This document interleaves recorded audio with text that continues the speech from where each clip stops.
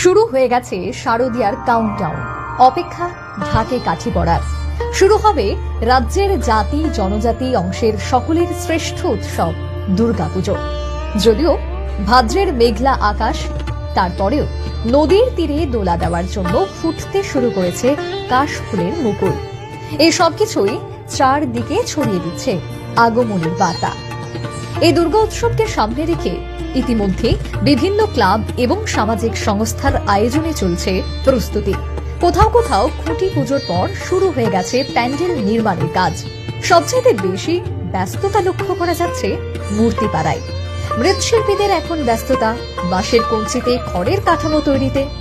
বেশিরভাগ ক্ষেত্রেই কাঠামো তৈরির কাজ প্রায় শেষের পথে। শুরু হয়ে গেছে তুলিতে শৈল্পিক কাজ। সবকিছু মিলে এখন অনাবিল আনন্দে মেতে উঠুক সার্বজনীন দুর্গোৎসব।